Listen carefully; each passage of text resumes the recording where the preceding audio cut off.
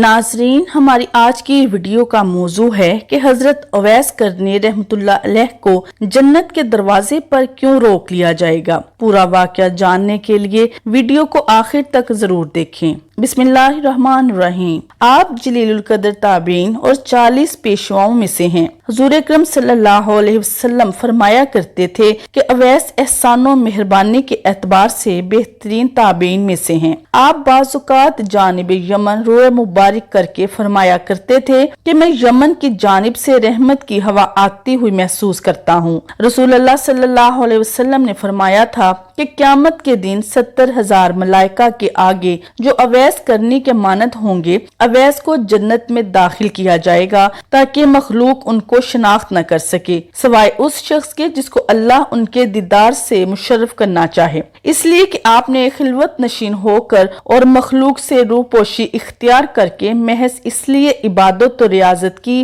कि दुनिया आपको बुरगजीदा तसव्वुर न करे, और इस मसलहत के पेश नजर क़यामत के दिन आपकी पर्दादारी कायम रखी जाएगी। रसूलुल्लाह सल्लल्लाहु अलैहि वसल्लम ने फरमाया कि मेरी उम्मत में से एक ऐसा शख्स है जिसकी शफात से कबीला रबी और मजर की भेड़ों के बालों के बराबर गुनाहगारों को बख्श दिया जाएगा। रबी और मजर दो कबीले थे जिनमें बकसरत भेड़ें पाली जाती थी। जब सहाबा कराम ने रसूलुल्लाह सल्लल्लाहु अलैहि वसल्लम से दरियाफ्त किया कि वो कौन शख्स है और कहाँ मुकीम है, तो आप सल्लल्लाहु अलैहि वसल्लम ने फरमाया कि अल्लाह का एक बंदा है, और फिर सहाबा के इसरार पर फरमाया कि वो अवैस करनी है। जब सहाबा कराम ने पूछा क्या वो आपकी खिदमत में हाजिर हुए हैं, तो आप सल्लल्लाहु अलैहि वसल्लम ने फरमाया कभी नहीं, लेकिन चश्मे ज़ाहरी के बजाय चश्मे बातनी से उनको मेरे दीदार की सादत हासिल है, और मुझ तक न पहुंचने की दो वजूहात हैं। अव्वल गलबा हाल, दोयम तज़ीम शरीयत, क्योंकि उनकी वालिदा मोमिना भी हैं और ज़ईफ़ो नाबीना भी,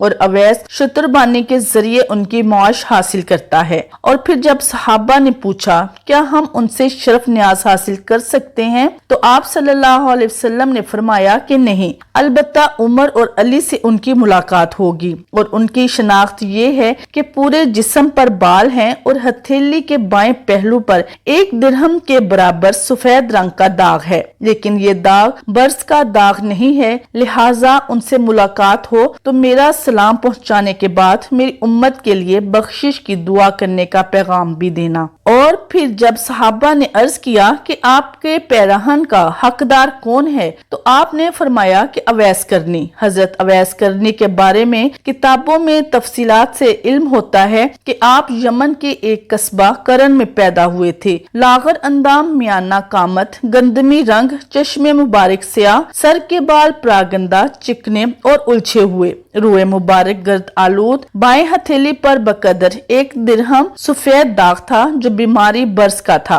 क्योंकि दफाए रफा मर्ज में आपने बारगाह इलाही में दुआ भी की थी कि कबूलियत दुआ सेहत का इजहार तशक्कुर करने के लिए इस बीमारी का कुछ निशान बाकी रहे। आप अक्सर एक गोदड़ी में मलबूस रहते थे जो फटे पुराने चीथड़ों की होती थी। उसे खुद ही यूं बनाते कि कूड़े करकट से फटी पुरानी धज्जियां और चीथड़े उठा लेते, उनको धोकर पाक करके ऊपर नीचे रखकर सी लेते थे। हजरत हसन बसरी ने फरमाया था कि उन्होंने हजरत अवैस करनी को ऊन की कंबली लिए देखा है जिसमें पेवंद लगे हुए थे। आप हजरत अवैस करनी के वालिद बचपन में ही फोत हो गए थे। वालिदा ज़ईफ़ो नातवां थी। उनकी खिदमत और फिक्र मौश के जरिए आप शतरबानी किया करते थे। मालकाने शतर से जो चंद दिरहम मिलते थे उनसे अपनी वालिदा मोहतरमा की जरूरत पूरी करते और अपने लिए रास्ता में पड़ी खजूरों की गुठलियां चुनकर बेचकर चंद खजूरें खरीद लेते थे। इमाम गजाली ने लिखा है कि हजरत अवैस करनी दुनिया और इकबाल दोनों से इस कदर बेनियाज थे कि दुनियादार लोग उनको दीवाना समझते थे। इब्ने साद से रिवायत है कि रसूलुल्लाह सल्लल्लाहु अलैहि वसल्लम ने फरमाया था कि मेरा दोस्त मेरी उम्मत में अवैस करनी है। इब्ने अब्बास से रिवायत है कि रसूलुल्लाह सल्लल्लाहु अलैहि वसल्लम ने फरमाया कि मेरी उम्मत में एक शख्स होगा जिसको अवैस बिन अब्दुल्लाह करनी कहते हैं। आपने एक मर्तबा वालिदा मोहतरमा की اجازت سے رسول اللہ صلی اللہ علیہ وسلم سے ملنے کی کوشش کی، مگر آپ اس وقت گھر پر تشریف نہیں رکھتے تھے، اس لیے آپ نے والدہ کے حکم کی تعمیل کی اور واپس چلے گئے۔ حضرت اویس کرنی کے مقام کا اندازہ اس بات سے لگایا جا سکتا ہے کہ جب لوگ جنت میں جا رہے ہوں گے تو حضرت اویس کرنی بھی چلیں گے۔ اس وقت اللہ تعالیٰ فرمائیں گے کہ باقیوں کو جانے دو اور اویس کو روک لو۔ اس وقت حضرت اویس کرنی پریشان ہو جائیں گے اور کہیں گے کہ اے اللہ، آپ نے مجھے دروازے پر کیوں روک لیا؟ تو اس وقت اللہ تعالیٰ فرمائیں گے کہ پیچھے دیکھو۔ جب پیچھے دیکھیں گے تو پیچھے کروڑوں اربوں کی تعداد میں جہنمی کھڑے ہوں گے۔ تو اس وقت اللہ فرمائے گا کہ اویس، تیری ایک نیکی نے مجھے بہت خوش کیا ہے، ماں کی خدمت۔ تو کو انگلی کا اشارہ کر، جدھر جدھر تیری انگلی پھرتی جائے گی میں تیرے طفیل ان کو جنت میں داخل کر دوں گا۔ صحیح روایت کے مطابق نقل ہے کہ رسول اللہ صلی اللہ علیہ وسلم کے وصال کے بعد حضرت عمر فاروق برابر 10 سال تک حضرت اویس کرنی سے ملاقات نہ کر سکے۔ آخر اپنے عہد خلافت کے آخری سال آپ نے حضرت علی کے ساتھ ایام حج میں آپ اویس کرنی سے ملاقات کرنے کا تہیہ کر لیا۔ میدان عرفات میں بعد خطبہ مسنونہ تمام مسلمانوں سے خطاب کر کے پہلے اہل کوفہ میں کو کھڑا ہونے کو کہا، پھر وہ کھڑے ہو گئے تو ان سے فرمایا کہ جو اہل کرن ہیں وہ کھڑے رہیں، باقی بیٹھ جائیں۔ سوائے ایک ضعیف شخص کے سب بیٹھ گئے۔ جب اس نے تصدیق کی کہ وہ کرن کا رہنے والا ہے تو حضرت عمر نے پوچھا کیا وہ اویس کو جانتا ہے؟ اس نے اس بات میں جواب دیا اور کہا کہ اس نام کا ایک دیوانہ شخص ہے جو میرا برادر زادہ ہے، لیکن وہ بے حد حقیر و کم حیثیت ہے اور امیر المومنین کی شان کے خلاف ہے کہ وہ اس سے ملاقات کریں۔ یہ سن کر حضرت عمر آبدیدہ ہو گئے اور فرمایا، ہاں میں ایسے ہی شخص سے ملنا باعث فخر جانتا ہوں، کیونکہ رسول اللہ صلی اللہ علیہ وسلم نے فرمایا ہے کہ اللہ تعالیٰ اپنے ایسے ہی مستور بندوں کو دوست رکھتا ہے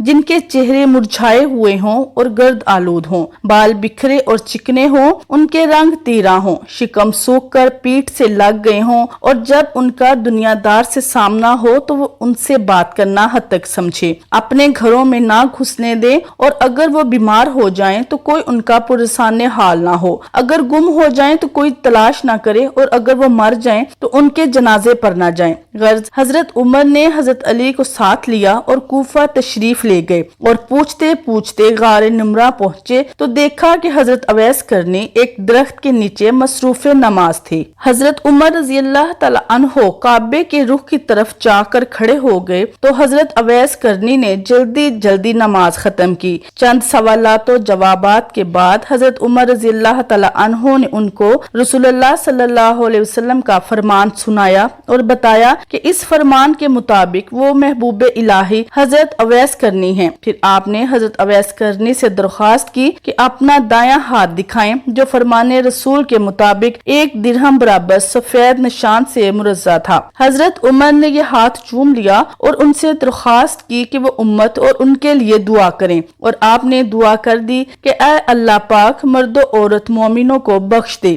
حضرت علی نے ان کو بتلایا کہ حضرت عمر امیر المومنین عمر بن خطاب ہیں اور میں علی ابن ابی طالب ہوں۔ یہ سن کر حضرت اویس کرنی سیدھے کھڑے ہو گئے، حضرت عمر رضی اللہ تعالی عنہ کو سلام کیا، جزائے خیر کی دعا دی۔ حضرت عمر رضی اللہ تعالی عنہ نے رسول اللہ صلی اللہ علیہ وسلم کا پیراہن مبارک ان کو پیش کر دیا۔ رسول اللہ صلی اللہ علیہ وسلم کی وصیت کے مطابق حضرت اویس کرنی نے اقرار کیا کہ وہی اویس کرنی ہے۔ یہ سن کر آپ نے رسول اللہ صلی اللہ علیہ وسلم کا مرقع مبارک قبول کیا اور نہایت ادب و احترام سے اپنے سر پر رکھا، اور اس کو لے کر ایک الگ جگہ پر گئے اور اس کو سامنے رکھ کر سر مسجود ہو کر دربارگاہ الہی میں عرض کیا، میرے آقا تیرے محبوب محمد صلی اللہ علیہ وسلم نے مجھ سے فرمایا ہے کہ میں ان کی امت کے لیے دعا کروں، لہٰذا میں یہ مرقع جب تک نہ پہنوں گا جب تک کہ تمام امت مسلمہ کو نہ بخش دے۔ یا رب العالمین، تیرے مقدس رسول صلی اللہ علیہ وسلم اور ان کے صحابہ کرام حضرت عمر رضی اللہ تعالی عنہ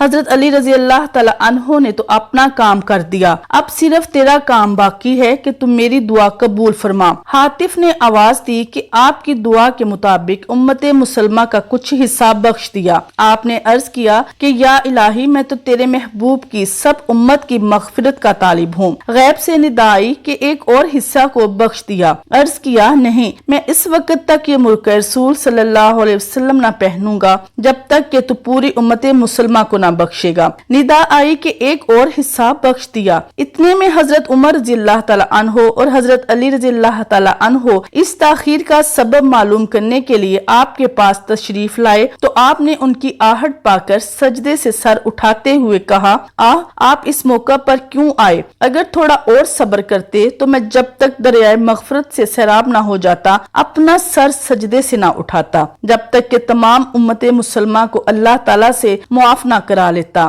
مرکہ رسول نہ پہنتا۔ آپ رحمت اللہ علیہ کی وفات کے بارے میں مختلف اطلاعات ہیں۔ کہیں کہا گیا ہے کہ آپ جنگ صفین میں حضرت علی کی فوج کی جانب سے لڑتے ہوئے شہید ہو گئے تھے، اور بعض میں کہا گیا ہے کہ آذربائیجان کی فتح کے دوران پیٹ میں درد سے رحلت پائی تھی۔ اللہ تعالیٰ ہمارا ایمان سلامت رکھیں اور ہمارا خاتمہ ایمان کی حالت میں ہو، آمین۔ ناظرین، کمنٹ باکس میں اللہ تعالیٰ کے ناموں میں سے ایک نام ضرور ٹائپ کریں۔ جزاک اللہ خیر۔